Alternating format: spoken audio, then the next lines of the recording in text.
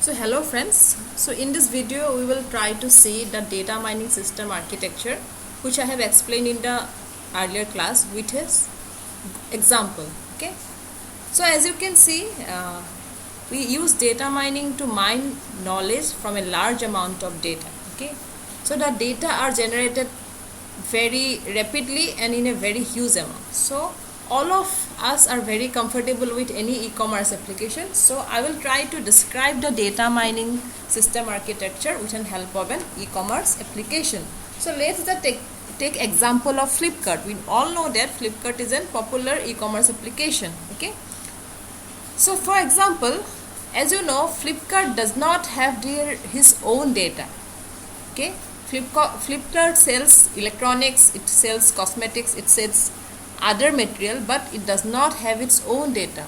So from where it gets its data? It gets its data from World Wide Web, it gets its data from different databases, it gets its data from different data warehouse, or so it gets its data from other information or data repositories. So one very important thing you should know that the e-commerce application does not have its own data, so it will collect the data. Okay.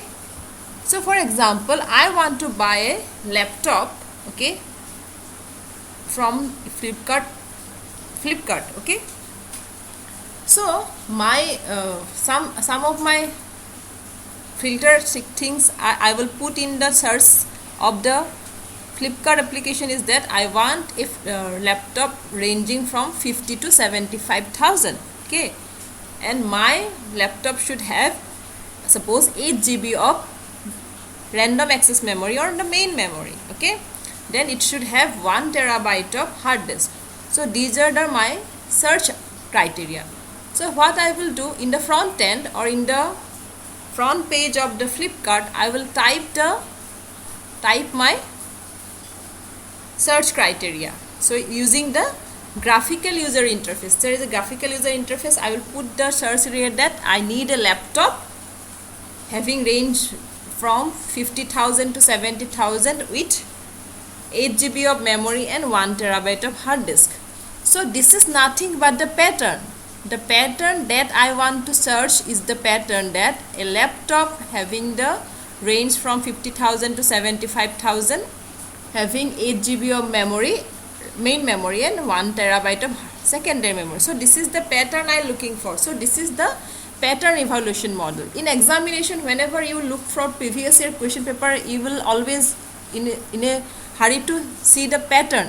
So suppose if this question comes in the earlier year, so it is there's a pattern that it follows. Okay, so you are looking for a pattern. So in this example, laptop with this particular price range 50 to 75,000 with 8 GB of memory and with 1 terabyte of hard disk is the pattern.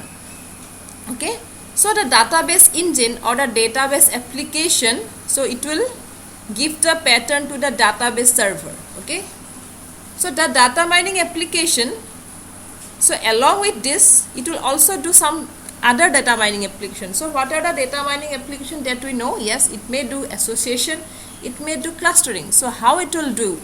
So let's take it from this side. Suppose the data mining application will give that information about the pattern to the database server, okay, or to the database engine. So database server or the engine will collect that particular pattern from the different data sources. Okay, so the database server, you can think him or this particular server to be a salesperson. So whenever you are going to a particular shop, suppose you are going to buy a pair of shoes, so suppose your shoe number is 11. Now you have asked the salesperson to get that particular pattern. You have given a pattern that the color of the shoe should be white, it should be comfortable, okay, or the number of the shoe is 11. So these are the pattern that you give to the database server or the salesperson. The salesperson will bring you that pair of shoe from the stock. Okay, so this is nothing but the salesperson. So the salesperson will collect the information about the laptop of having ranges from 50,000 to 70,000 with 8 GB of RAM and with 1 terabyte of hard disk from different sources. So it may be from the World Wide Web, it may be from other databases, it may be from generally from the data warehouse, and it may be from the other data repositories. So because Flipkart does not have its own data, so he or she has to collect it from the different data sources that are available.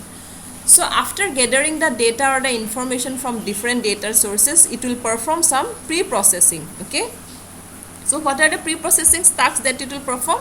Data cleaning, data selection, and data integration. So data cleaning means if there is any noisy kind of a data, suppose, or data which are irrelevant, it will try to clean the data. Okay, then it will select the data. Data selection means it will only select those data or pattern in which the laptop ranges between 50,000 to 75,000. Okay, having 8 GB of memory and having 1 terabyte of hard disk. And what is data integration? Because the data is scattered in www, that is World Wide Web, it may be scattered in some data warehouse, or it may be scattered in some data repositories. But whenever you see in a Flipkart, it does not show you that your data is presented here, your data is presented here, your data is present here. So all this data will be integrated to one sources. Okay, so all this information from the heterogeneous sources will be integrated, and it will be given to the database server or to the salesperson. The salesperson is responsible for taking out that particular pair of shoe from the stock. So this database server will collect that pattern from that different data sources using this data pre-processing technique. So after, it will give it to the data mining application. Okay, so what is the data mining application do? It will try to do some clustering, or it will try to do some association. If you see, there is a filter option in any e-commerce application. If you see group by price, group by type, so it will try to cluster the laptops of that particular pattern. Suppose Apple, then Mac operating system, then Lenovo, then Sony, then Asus. So it will have some clusters of laptops. Okay, so it may do clustering, or it may do another interesting thing which is very common in e-commerce application, like association. Suppose if you buy a laptop, what are the other items that you may buy along with that laptop? Suppose if you are buying a laptop, you may buy a laptop bag. So that association will be given at the bottom of the e-commerce application page.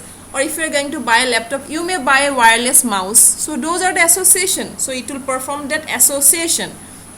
Okay, so this data mining application will be performing that association, and then the search result will be given to the user using the graphical user interface. So this is your database system architecture. Now see, what is the role of this particular thing, knowledge base.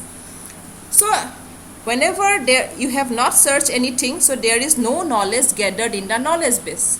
After this, suppose if you have first you have give the pattern, then this particular data mining architecture will give you the laptops of that particular pattern.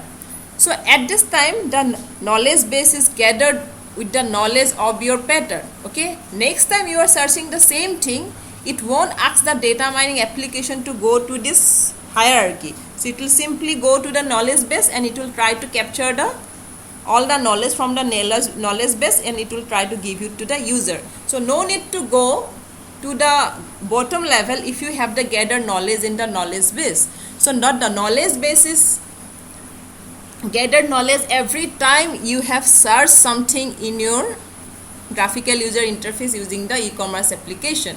So this is how the data mining architecture works. Hope this is useful for you. Thank you very much.